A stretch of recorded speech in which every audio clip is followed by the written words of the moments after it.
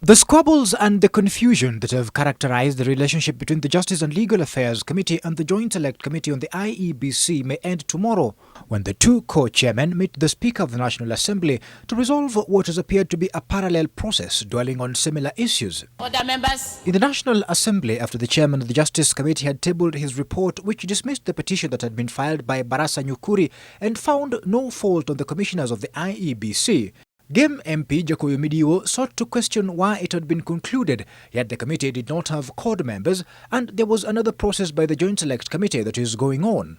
I beg you to find that only reason of quorum is not reason enough to call a conglomeration or a gathering of members of this House a committee, and that 173 stipulates how a committee of Parliament is, or a committee of this House in particular, is constituted. CORD leader Raila Odinga has often criticized the process being carried out by the Justice and Legal Affairs Committee. His lieutenants in the House agreed. The select committee we have put in this place is so important to the people of this country that we must be seen as leaders to be giving it all the support it needs and not in any way at all really weakening it. The Joint Select Committee has itself said that it is superior to the Justice and Legal Affairs Committee and will not be bound by what the latter does.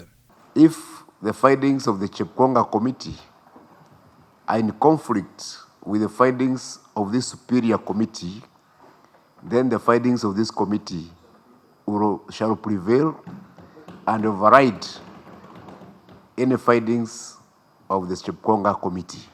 It says that because it was set up under special circumstances and because it has a wider mandate, its work and significance is more compared to JLAC. In any case, it says, while Chepkonga and his committee were restricted to a specific petition, it can, on the other hand, come up with ways of making IEBC commissioners and secretariat leave office. Vacancy can occur when there's been a removal, but vacancies can also occur through other processes. Today, the Select Committee was receiving views from the public and from numerous organizations on how to do that, as well as ways to make the next elections better. Mkenya Daima suggested that voter registration should be done when acquiring an identity card to increase the number of registered voters.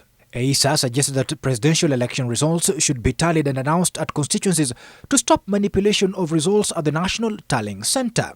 The Joint Select Committee may consider itself superior, but it has fewer days with which to complete its task, considering that the 2017 elections are scheduled to be less than a year away from now.